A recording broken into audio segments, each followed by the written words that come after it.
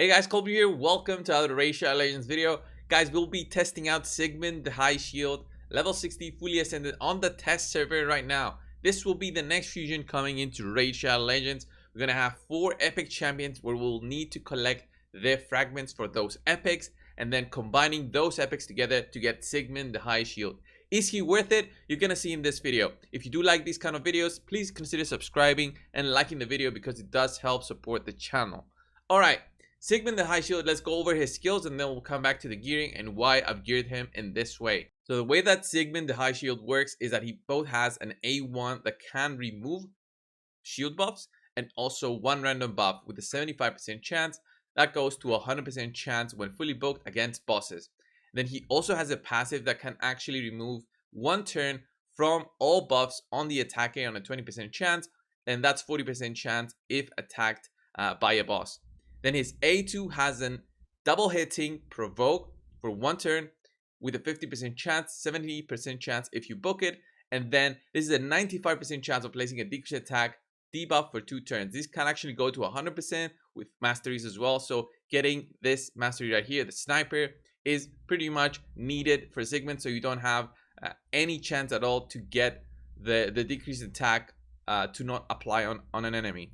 And then we got the A3 Shield of the Realm. Play the shield buff on all allies for 2 turns equal to 30% of this champion's max HP, which can be huge because you can actually stack this guy with high health and get that big shield to your whole team. And he also plays a 25% strengthen buff on all allies for 2 turns, and that's fantastic. He's gonna be great for faction wars, but also for carrying you through any dungeons that you still have issues with either the waves attacking your team. You need some protection with strengthen and shield, but also provoke. So great support champion with all his skills. He also has an aura for the Doom Tower, increases ally defense in Doom Tower battles by 40%, so you know that he's going to be helpful for the Doom Tower as well. So let's go on why I've geared him with a relentless gear and a perception set. So the perception is so I can get his accuracy high enough. He needs about 320 for any of the Doom Tower enemies.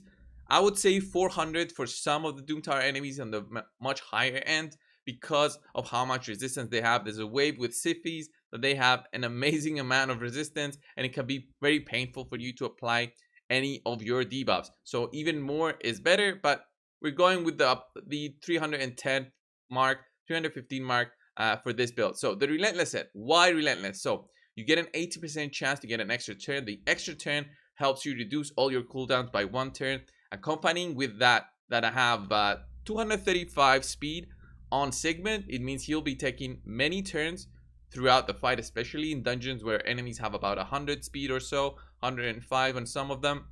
It means that he'll be taking 2 turns. Each turn he'll have that 8% chance, 18% chance to get an extra turn.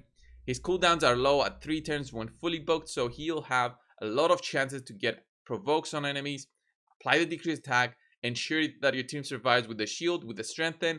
He'll be an amazing support. So for Sigmund's Masteries, I went the War Master out, of course, for getting that extra little bit of damage with War Master on his A1 and A2. His A3 does not do an attack, so the War Master will not apply with the support skill on his A3, but he does have Lasting Gifts. So Lasting Gifts will actually give you a chance to extend the duration of his buffs by 1 turn. So 3 turn duration on a shield and a strengthen can be huge in helping your damage dealers survive. I also went ahead and got rapid response. I will not be using him in the speed tune team for the clan boss anytime soon. I don't think his position is in the clan boss. Sniper might not be required because his chance is already very high, 95% chance. He double hits, so it's a very low chance for you to actually not apply the decreased attack. But since we got it, we use it. We could have gone Master Hexer instead for that 30% chance instead to extend that decreased attack to 3 turns on a 3-turn cooldown skill. It means you'll actually be having that decreased attack for the duration of the fight if you get lucky and the enemy keeps getting that 3-turn decreased attack on them by Sigmund. It's all personal preference on how you build Sigmund, of course, but these are the masteries that I'm recommending. So with this kind of stats, of course, Sigmund will not be doing crazy amounts of damage. He'll be doing about 10,000 or so per hit on his A2, but look at that, decreased attack and provoke can be huge to help protect you from the enemies in all situations. So even on Fahrenheit 20, where Sigmund will be weak affinity, you'll see how strong his skill will be here, because it's actually a double hitting attack, meaning he has 2 chances for his decrease attack and provoke to apply. So we'll see this in action. Let them get their skills going. And here we could have done the shield so that we set up Seer, but I just want to showcase his A2, which has a double hitting attack. So 2 chances for us to apply the provoke and a decrease attack here. So let's go. There's the weak hit, and then there's the normal hit. So there's a 35% chance to get weak hits when you attack and your weak affinity. But if the second attack is normal hit, you still have that normal chance for you to either apply provoke and decrease attack. So still here, we got the first hit as a weak hit here, and the second one was a normal hit. We applied the decrease attack on all the enemies, so here we'll actually survive the waves a little bit easier. And because of his high speed, you'll see that Sigmund will get an extra turn here before the enemy's attack. Let's boost again with Arbiter. Let's just do something here with Allure, and then he'll put up the buffs. So big shield buff, strengthen buff on all of his allies. 30% of his health is now as a shield. He had about 65,000 health. 30% of that is insane amount of protection provided to your team. So a great combo for the faction crypts 21 or any of the other stages is going to be Commander with Sigmund. So Commander has a way to give full turn meter to an ally and also heal them, but she needs to be fully healing them in order for the turn meter to be filled up by Commander. She doesn't need to be level 60. You can use a Commander at level 50. She's farmable from the first stage in the campaign. So both of them together are going to be amazing. So we'll see how this combo works. We're not going to put any other champions in there. If you have Sigmund in the lead, then if nobody is attacked by your team, then Commander will be healing the leader slot. So that's why I have Sigmund right there on the lead, even though he doesn't give an aura for faction wars. And I would recommend having him in there regardless of the auras that you have available with your other champions if you're going to be going with this combo. So let's go in there and see them together. Sigmund goes first. Look at that. Boom. There's the decrease attack, the provoke on everyone. That's great for this faction. So we'll do here the A2. Look at that turn meter boost. Look at that turn meter boost on Sigmund. Then now we can do the shields, and we're getting attacked on our shield now. Nothing too crazy, right? And it's amazing. It's amazing. And now we'll do our A1. Remember, we also have Relentless set, so we can actually have a chance to get an extra turn in there. So here we're just attacking with Commander. Let's do another provoke. So we got a double provoke, no, triple provoke here, but the decrease attack remains on everybody. Amazing amount of damage reduction. And then we can actually do the A2 again here with Commander. But Sigmund is already almost full, so I'm just going to do the A1 here. Sigmund protects here. Look at that.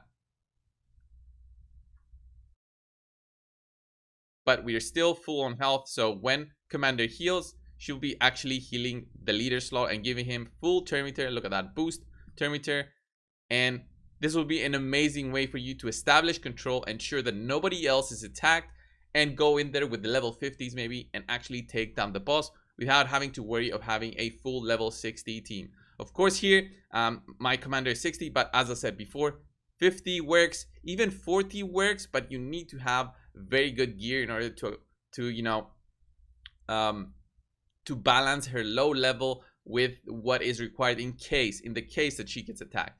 So Sigmund, fantastic support, as you can see, great combo with Commander for faction wars. But can he do any damage with that double hitting attack? He's a defensive base attacker, okay? So we're going to be going against everything that he's supposed to be doing as a support and try to see if I put damage gear on him, does he do anything? We'll test it out right now.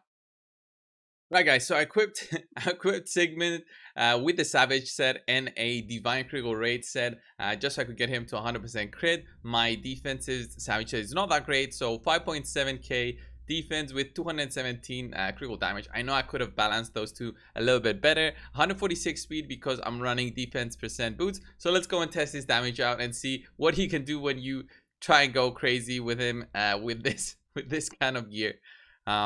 which is not recommended. He's a great support. Great support. So let's go and see his A2 here. 30,000. that's not amazing with the amount of gear that I have on him. So 30,000 on low defense targets. And let's go test it out in dungeons, of course. We'll go to the Dragon's Lair. Let's go to 20. Should we go to 19 where he's strong affinity 2? Right, let's go in there and test out his damage.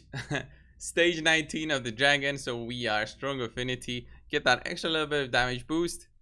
And I wonder how much he can hit. So poisons up. More poisons up on our team. Let's do a defense down weaken.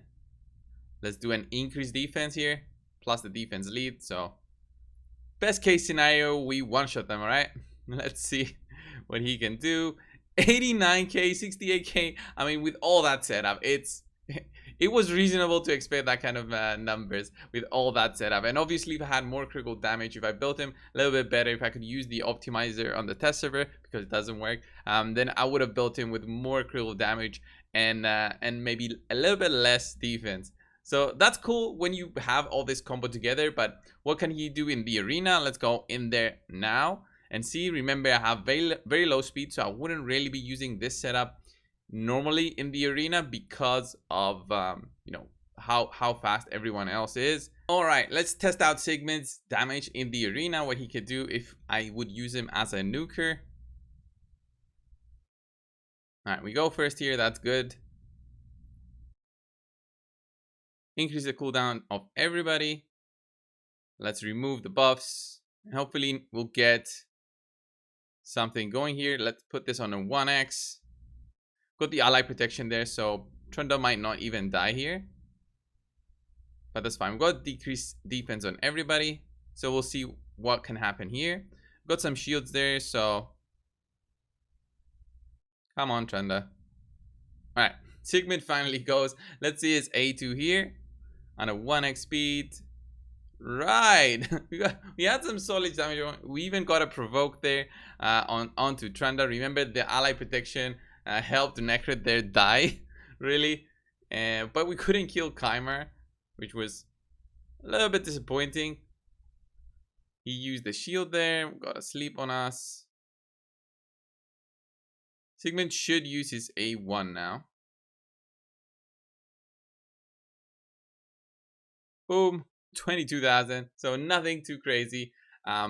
You know, remember, a defense-based nukers also need, you know, maybe a defense boost just so they can get that extra little bit of boost to their damage.